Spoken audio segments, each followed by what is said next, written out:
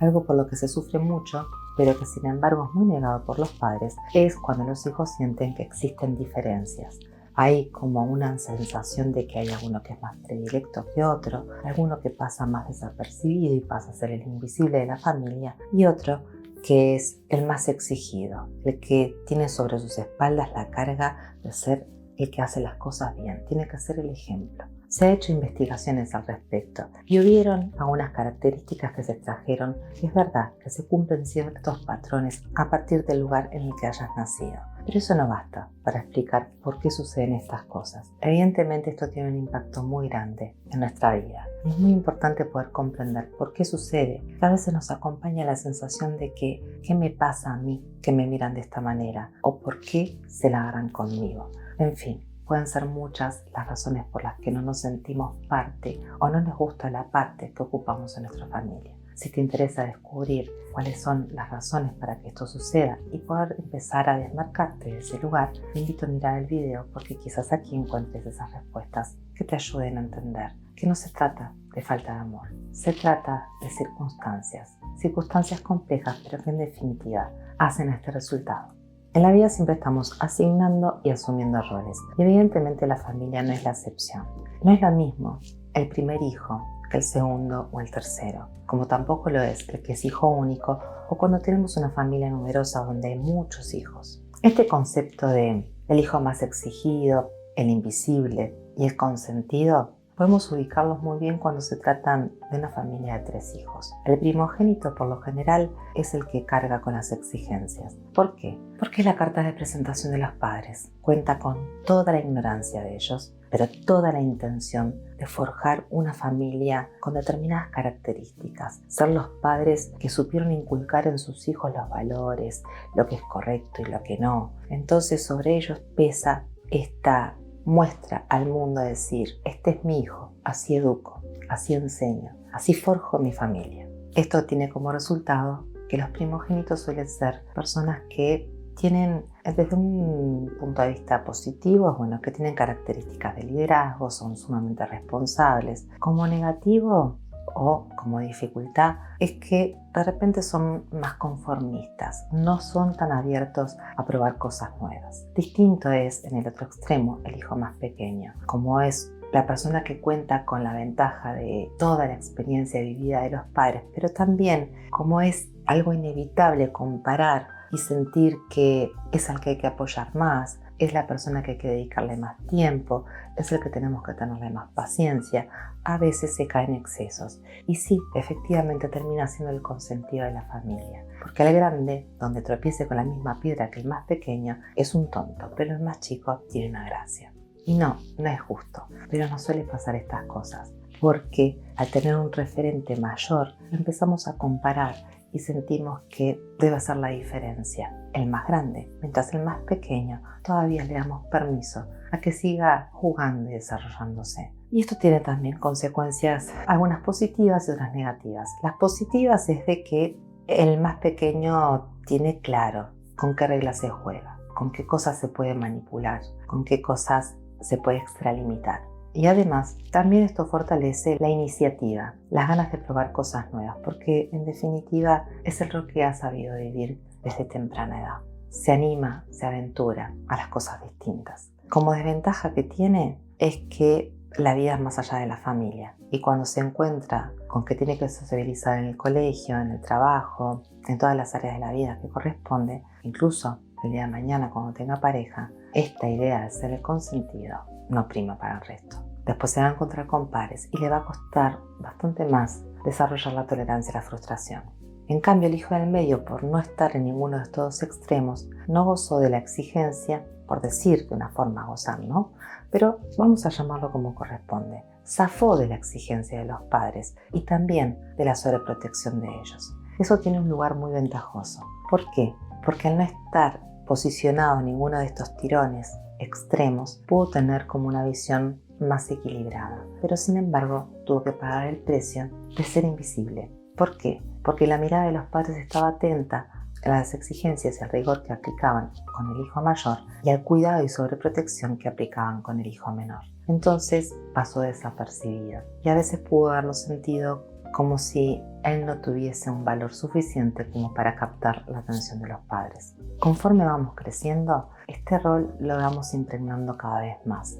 Entonces, desde un lado positivo es que el mayor puede desarrollar habilidades de grandes responsabilidades. El del medio puede haber destacado en roles más de mediación, porque siempre fue testigo de cómo se daban esas luchas de poder entre el más grande y el más pequeño, o tuvo que empezar a desarrollar otras habilidades sociales para poder ser visto y reconocido por otros. Y el más pequeño cuenta con la gran ventaja de que cuando fue creciendo es el que se atreve a probar cosas nuevas, tiene permiso a descubrir quién quiere ser.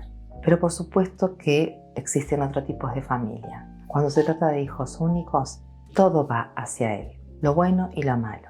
Las exigencias, la carta de presentación, el ponderado porque no hay otro en la familia. Entonces, desde el punto de vista positivo como negativo, está todo presente. Entonces este hijo puede sentirse abrumado, puede sentirse sobreprotegido, no tiene con quién compartir las diferencias que puede sentir respecto al criterio de sus padres y demás. Entonces a veces tienen un sentimiento de profunda soledad. Después vemos que cuando crecen, algo que insisten en que nunca van a hacer es ser padres de un hijo único. Entonces después tratan de tener familias numerosas porque necesitaron compartir y repartir un poco el peso y la carga que tiene de que las miradas estén puestas solamente en él. Pero por otro lado, el lado bueno que tiene esto es que claro, no hay competencia, entonces tiene la posibilidad de contar con todo el apoyo que necesita. No tiene que estar peleando por un momento de atención. Está exclusivamente para él. Algo que es muy diferente a cuando se tratan de familias muy numerosas. Ahí la ventaja que existe es que rápidamente aprenden a ser más independientes porque no está la atención para todos. Entonces la cooperación entre los hermanos empieza a gestarse y desarrollarse prematuramente. Esto, que puede ser visto como algo positivo, también tiene su contracara y es la de que si en algún momento necesitamos una atención más personalizada, no hubo tiempo, no hubo posibilidades o directamente las había pero pasaron inadvertidas. Y por el contrario, las personas que han crecido con muchos hermanos tienen como la idea de que el día que vayan a tener familia van a procurar tener como mucho 2 o 3 para evitar que no se descuiden ciertos detalles que sintieron que se descuidaron en su propia historia. Pero no solamente los roles van a depender del lugar que ocupes según el orden de nacimiento que hayas tenido o si se trata de un hijo único o una familia numerosa. Existen otros factores que también inciden en esto.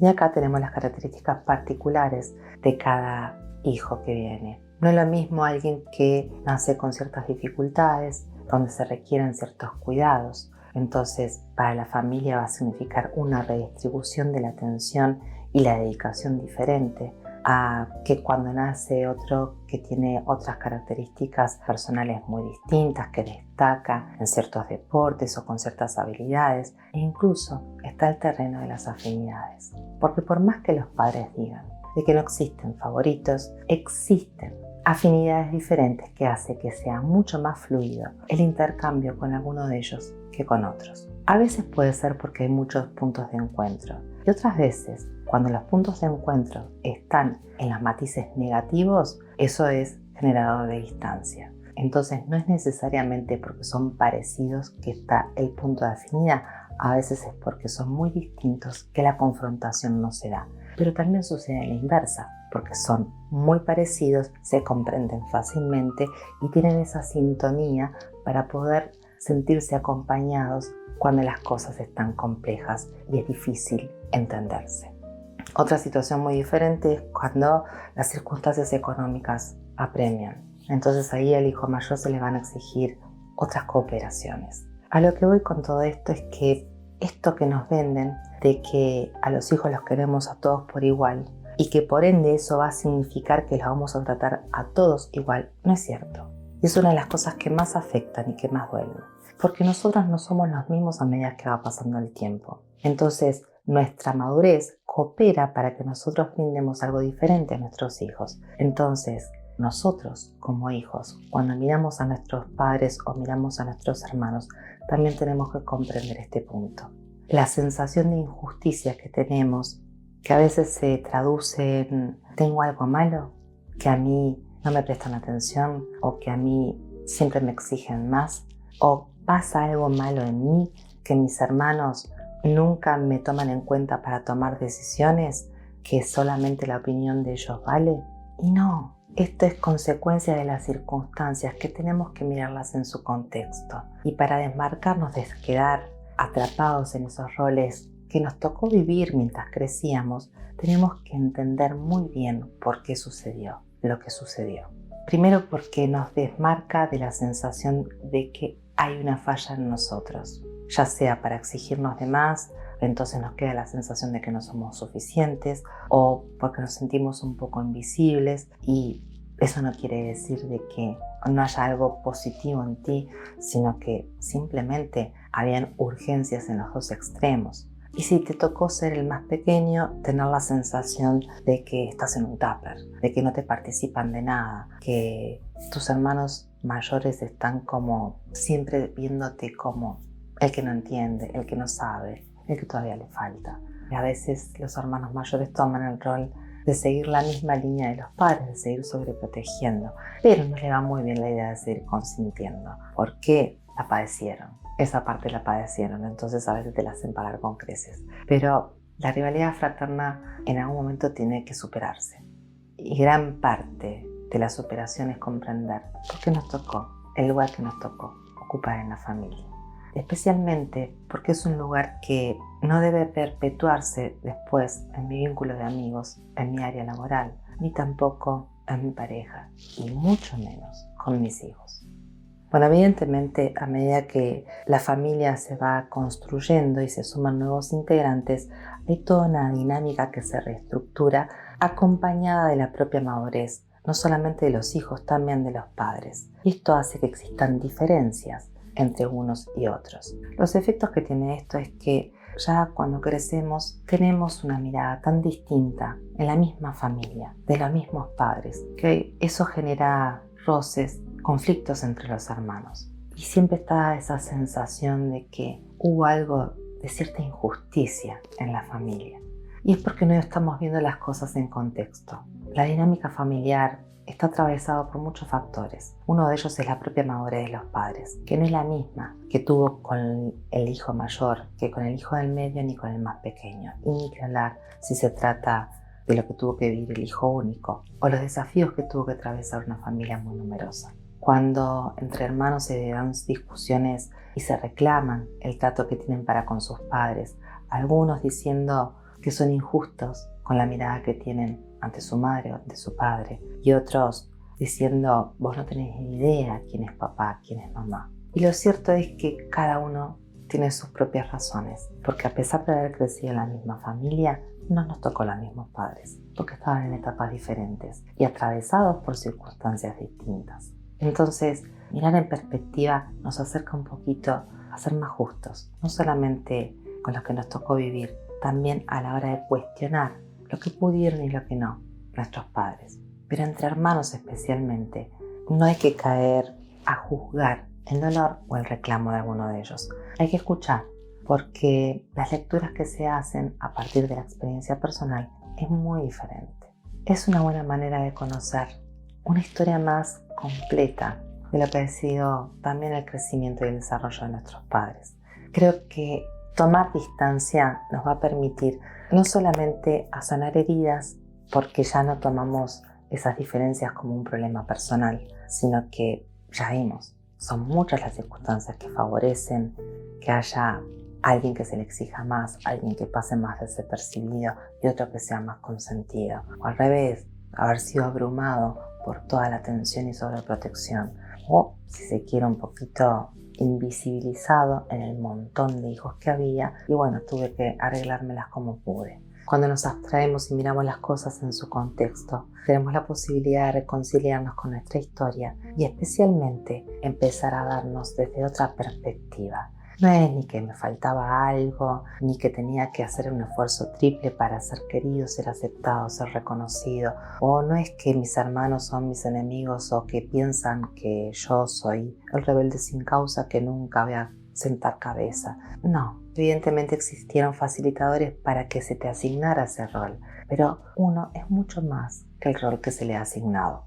Y eso tenemos que tenerlo muy presente. Para aquel que le tocó ser el exigido, aprender de aquel que fue consentido. ¿Cuáles fueron las ventajas que tuvo? Que se atreve a nuevos desafíos. Eso puedes incorporarlo. No es algo que es ajeno a ti. Basta con que tomes esa decisión. No sientas que todas las cosas que haces le falta un puntito más para que estén perfectas. Que está bien cuando asumís las responsabilidades, pero también tenés derecho a delegarlas y también a disfrutar de distintos proyectos más allá de la aprobación de otros. Para el que te tocó sentirse un poco invisible y siempre tuvo este rol más de mediador o tratar de encontrar otras habilidades a desarrollar para ver si al fin era registrado por alguien, entender que no es invisible, que simplemente habían distractores en la familia que tenían que ver con preocupaciones que tenían que ver con la exigencia y otras con la sobreprotección. Y bueno, atender a lo propio,